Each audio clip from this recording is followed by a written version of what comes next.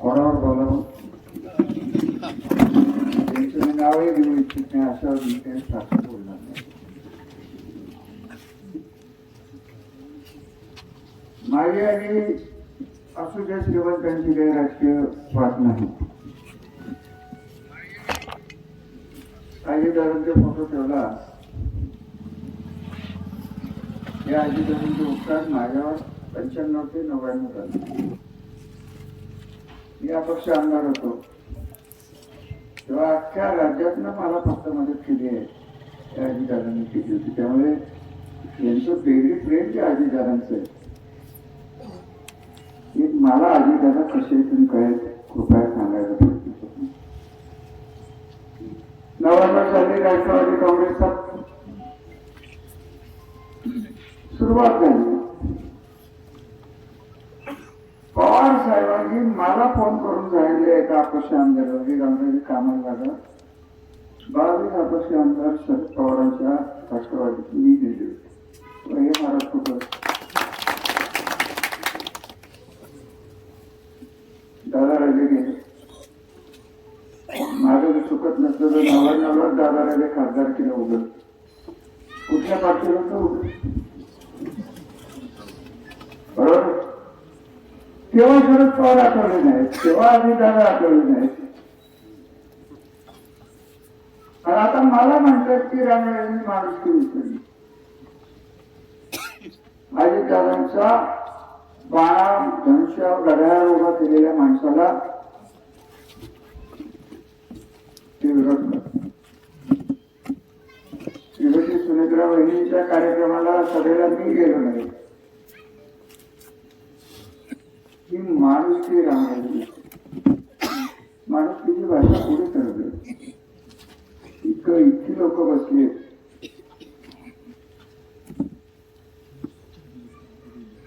ज्याला औषधाला पैसे पाहिजे होते अशा जवळच्या कार्यकर्त्यांकडनं 9% व्याजाने पैसे घेणाऱ्याला माणुसकी आहे. माझी माणुसकी करते. माझं तुमचं वादच राजकीय नाहीये. तुम्ही ज्या पार्टीचे त्याच पार्टीत मी आहे. फक्त तुम्ही कमळाला विकलेल्या घड्याळातली नाही. म्हणजे घड्याळच विकून टाकली.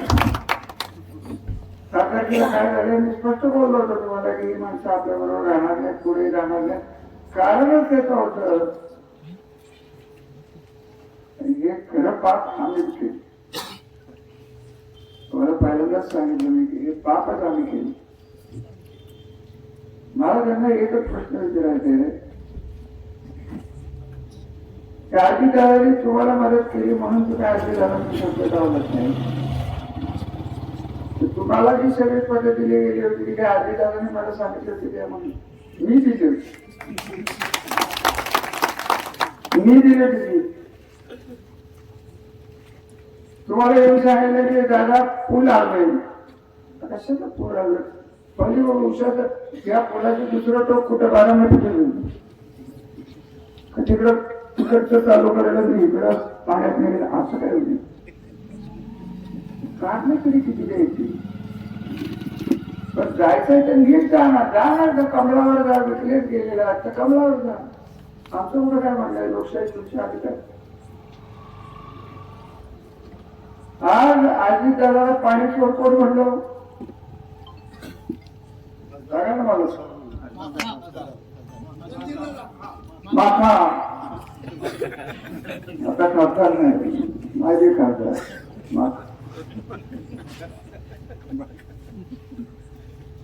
जो पाणी चोर आहे त्याच्या मांडीला मांडी लावून हे महाराज बसतात. बरोबर.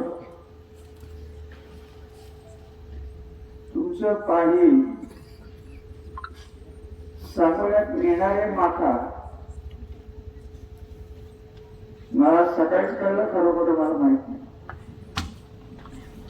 सांगोल्यातल्या सद्ग्रस्तांनी माथानी जमीन घेतली असाय म्हणून आपलं पाणी पळवतो त्या जमिनीत. असं ऐकलंय सूत्रांच्याकडनं. हे परत आपल्यावर नको. सूत्र म्हणलं की सगळ्या नितीन सरळ मार. सूत्र गेलं मग कोणालाच माहित नसतं. ह्याच्याबद्दल काय बोलायचं सांगायला तेवढ्याच गोष्टी आल्या. श्रीराम सरकारी साखर कारखाना चालू केला हो का नाही एवढं सांगा. आणि त्याला सर्व होते राज्य बँकेचे. त्यांनी मला सांगितलं की आम्हाला तुम्हाला कर्ज द्यायचं नाही, तुमचा कारखाना तोट्यात आहे, तुमची नक्क व्हॅल्यू नक्क किंमत कमी आहे, एक गॅरंटी काय राज्याची आम्ही तुम्हाला मिळणार नाही, तर आम्हाला तुम्हाला देतो. आपण थांबलो. या संचालक मंडळाने ठराव केला होता की हा कारखाना सोडून द्यावा. सोडून दिला. सोडून दिला असता तर लिलाव झाला असता. लिलाव झाला असता तर कामगारांचे पैसे मिळाले नसते, तुमच्या उसाचे राहिलेले पैसे मिळाले नसते.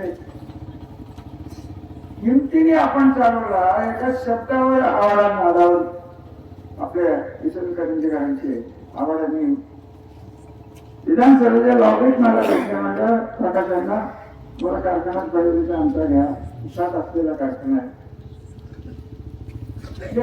आम्ही बघितला घेतला. काय म्हटलं 15व्या दिवशी तर पैसे मिळतात की नाही हात वर करून सांग. याचा ऊस जातोय कुठं आधी देतात. कमी माल नका सांगू आधी करणार नाही. आता ऊस काहीतरी 1-2 वर्ष का काहीतरी इकडे टाक. तिकडे टाकायचं तर तिकडे टाका. मला हे त्यांच्या मुलाबाळांच्या काढण्या त्यांच्या घरावर काढण्या माझं म्हणणं येतं की तुमचं जर या मातीशी नातं असतं, 4 TMC पाणी निघाले वगैरे जे तुम्ही वापरतात 36 गावाच्या उलवाटांची जेव्हा उलवाटांची जी तुमची गाव आहेत ते निराळे वगैरे पाण्यावर तुमचे ऊस वाढलेले म्हणून लक्षात घ्या तुम्ही काय म्हणतो. हे पाणी त्यांनी तिकडे द्यावं. जमिनी दिल्या आपण. आधी दादांनी मागितलं होतं त्याच्यातलं पाणी. मी म्हणलं दादा मला त्याला दिलं तर मी देणार नाही. मला माझ्या लोकांचं पाणी म्हणा जमिनी आम्ही सोडलं. मला म्हणाले ठीक आहे आपण याचा याला म्हणतात नाही. आपल्या गावचा उद्योग आपल्या तालुक्यातून भलं काही नाही. सांगोल्याचं भलं सांगोल्याचं पहिलं पाणी पूजन महाराज त्यांच्या तालुक्याचे रामराजे मुंबईकरांनी म्हैसाचं पाणी ओढ्याच्यासाठी आम्ही तिथं पहिलं किती वेळ मी भरलोय. बरोबर काय सांग अशा लोकांच्या नादाला तुम्ही लागताय ज्यांना यांचं या मातीशी नातं काय आहे मला कळत. कुठली संस्था काढली या दादांचं धोरण आहे. दादांच्याबद्दल मी बोलायला मारुती संस्कृती नाही परत म्हणते मारुती नाही.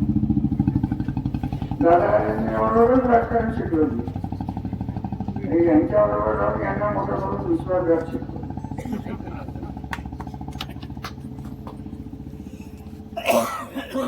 काय कमी करायचं ठेवलं होतं आता बहुतेक त्यांना आमदारकी देण्याचीच वेळ आली.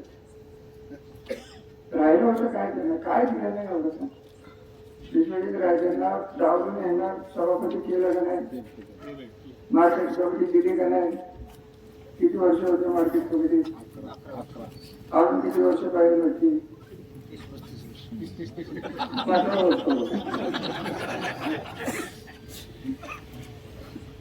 कशासाठी हे उपद्रव करतात. अरे बाबा तुमचं नाही या मातीची यायचं ऊस लावायचा ऊस टाकायचा कुठं पावड्याच्या आधीने करायला टाकायचं तर टाकायला आधी झालं तर टाकायचं तर टाकायला जा ना कोल्हापूरला कशाला आमचं नातं काय आमचं कोणी जायचं मला हे अनंतरावचे वडील येतात बरं करते ना. सगळे मोठे बाळाच्या काही श्रीराम कारखाना काढायला पुढे आले होते. रद्दत नव्हते. त्यांचे भाऊ होते. विचार हे कुठं होत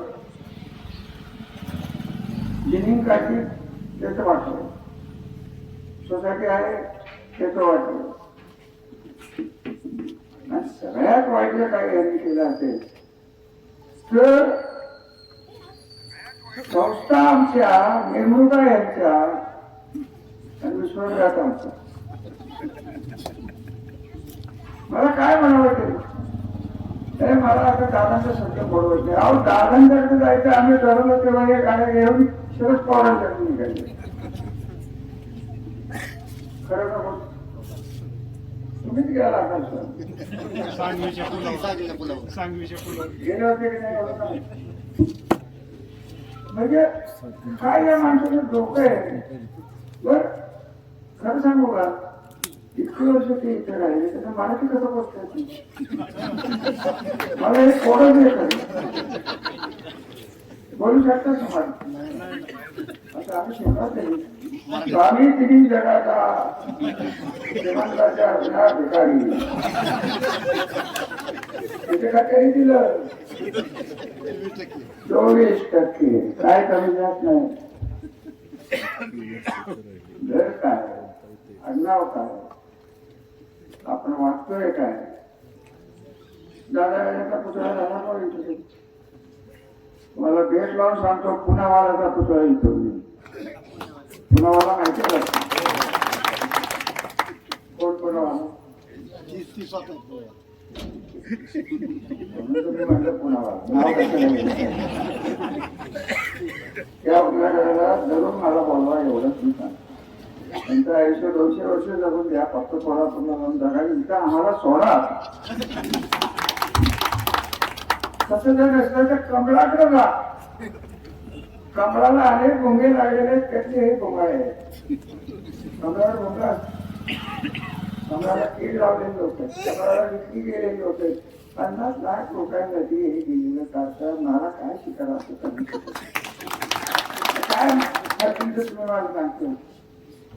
पण त्याला कुठला करत नव्हते हे मोठवाल्याने मारत फिरत होते ते आम्हाला काय कोण विचारते त्या परिस्थितीमध्ये.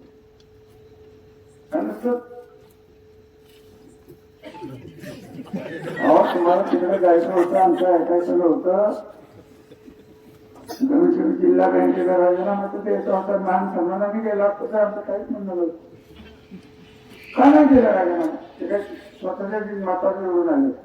बाळासाहेब पाटलाला पद पाहिलेलं होतं त्यांना नाकारून यांना दिले. कुठंच काही ठेवायचंच नसलं तुम्हाला आणि दादाने मला मदत केली. आम्ही जा ना बारामतीत राहिला कोण पण थांबवलं. बारामतीला जा, कोल्हापूरला जा, फक्त प्रयत्न बनून तरी पाहतो. एवढेच माझे त्यांना हात म्हणजे त्यांच्याबद्दल मला काही जास्त बोलायचं नाही. तुम्हाला एक सांगितलं निराजवर धरणाचं पाणी पाईपलाईन मधून पुढे येते. धरण पाणीदार खासदारांनी केले मी केले. 66 किलोमीटर पर्यंत अर्धनी आहे. धरणाला वेळ लागला हे बीजेपी आपल्याला पाड नव्हतं फेवरेबल नव्हतं म्हणून लागलेले अनुषंगाने प्रश्न हे भाजपने तयार केले. भारतीय जनता पार्टीने तयार केलेले प्रश्न आहेत. विदर्भासाठी आम्हाला पैसे तिकडे जास्त पाहिजे पश्चिम महाराष्ट्रात विचारलं. हे जे खासदार साहेब आहेत नाथा त्यांनी घटना वाचली नसेल याची मला गॅरंटी. आंबेडकरांनी दिलेली घटना वाचायला आर्टिकल 372 का काय आहे त्याच्यात अनुशेष आहे. या अनुशेषावर हा बदल करून पश्चिम महाराष्ट्राला दुष्काळी भागाला पाणी द्यावं असे किती प्रश्न महास्वामी विचारले. आणि म्हणायचं काय रेल्वे इंजिन ड्रायव्हर हे आणि भारताचे नगराध्यक्ष का मध्ये काहीच नाही.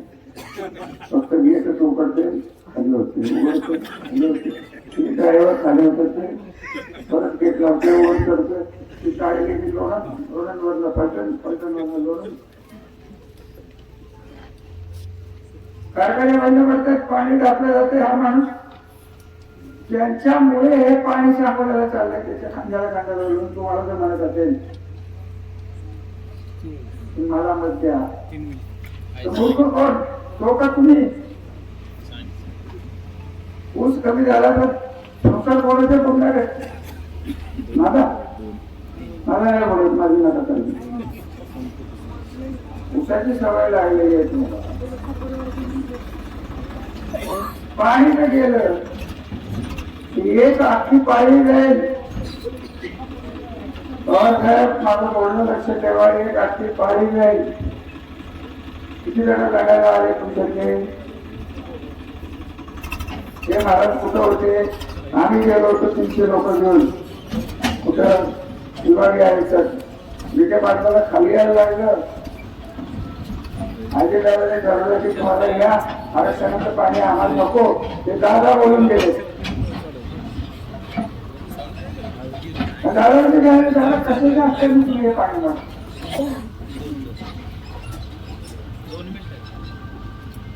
मला तुम्हाला एकच म्हणायचं, आम्ही केलेलं काम तुम्हाला पडत नसेल, एखादं काम राहिलं असेल, एखादं काय राहिलं असेल, माझं काय म्हणणं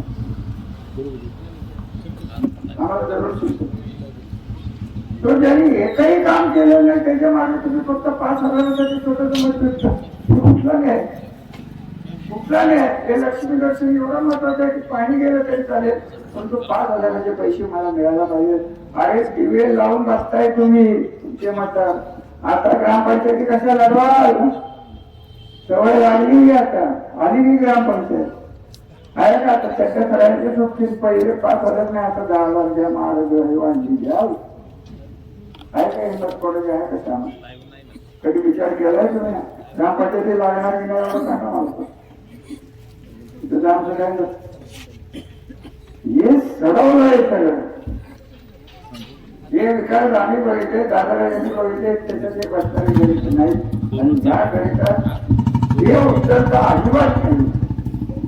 त्या गणिताचं उत्तर एकच, एकनाथराव शिंदे. कसं? सातारा जिल्ह्याचा माणूस. त्यांना नेहमी म्हणायचं भेटलं, अहो तुम्ही जिल्ह्याचे मुख्यमंत्री आहात, या इकडे. ते ठाण्यात त्यांचं बरंच काही चालतं, त्यामुळे बोटावर ताव आणलेलं असं दिसते, समोर उडायला लागले. तुम्ही इलेक्शन कमिशनच्या राम राम. मी काही जास्त बोलत नाही, कारण लगेच मला आत्महत्या करता. त्याला मी आज जयंती म्हणून राहू, फक्त डबा घेऊन या. जास्त बोलत नाही, सावध राहा. सावकाराच्या नादाला लागू नका. सावकार हा घालवायला लागणारे. फक्त ज्या समाजावर दबाव टाकला जातोय त्या समाजाला माझी एकच विनंती आहे की दबावाखाली तुम्ही राजकारण करू नका. तुम्ही उघड इथं लोकशाहीतले आहात, नागरिक आहात, व्यवस्थित धंदा करताय. आम्ही ठामपणे तुमच्या मागे उभं राहू. जास्त बोलून काय आपल्याला वेळ घेत नाही. धन्यवाद.